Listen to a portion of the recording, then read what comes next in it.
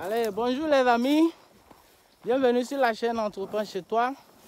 Dans cette vidéo aujourd'hui, notre ami Pablo va répondre à deux questions pour nous éclaircir par rapport au sarclage chimique.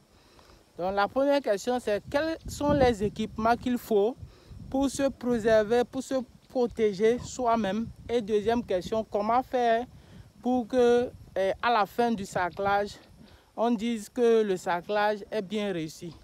Passons donc à Monsieur Pablo. Bonjour. Bonjour. Voilà, aujourd'hui tu vas répondre à nos questions sur comment se protéger, quels sont les équipements qu'il faut pour se protéger. Et la deuxième question, comment réussir son sarclage chimique. Bonjour, chers tous qui sont abonnés à la chaîne Entreprends chez toi. Aujourd'hui, je ne vais pas parler beaucoup. Mais comme vous le savez déjà, qu'il existe plusieurs types de sarclage. Aujourd'hui, nous sommes là pour faire le sarclage chimique. Et en toute première position, si tu veux tuer quelque chose, il va falloir que toi-même tu te protèges. Sinon, toi aussi, tu iras comme la chose. Raison pour laquelle, pour pouvoir bien pulvériser et réussir, il nous faut certaines choses. En première position, il faut des cachinets. Et étant donné que je suis juste de passage en voulant montrer certaines choses à mon frère, mon ami Uyamouzou, et il faut en première position le cache-nez que vous devez prendre pour cacher votre nez, comme ceci. Donc, si vous n'avez pas de cache-nez, vous-même, vous pouvez en fabriquer. Vous prenez votre habit comme je suis en train de le faire ou bien comme je l'ai fait pour cacher le nez. Et vous allez constater que j'ai attaché ma main d'une manière ou d'une autre. Pourquoi? Parce que j'ai une petite plaie là-bas.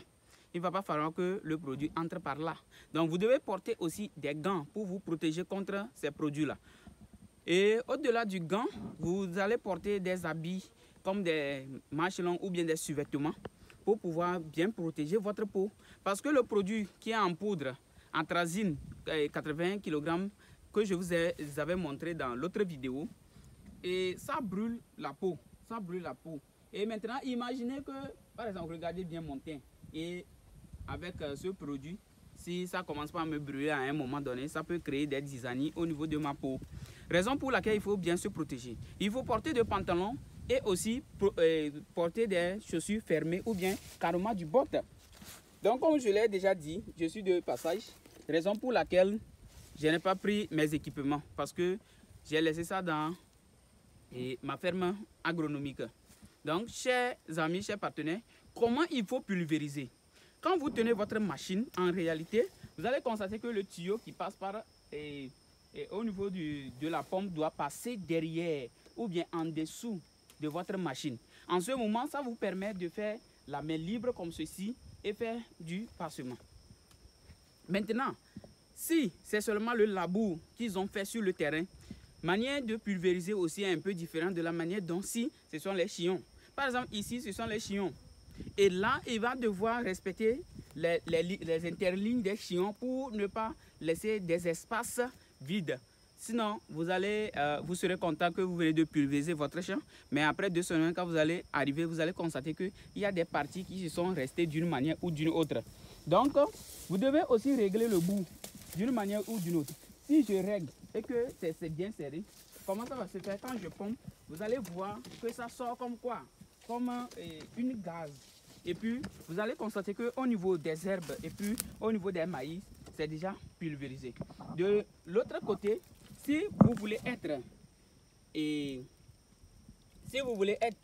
pressé, si vous êtes pressé, regardez comment vous allez régler.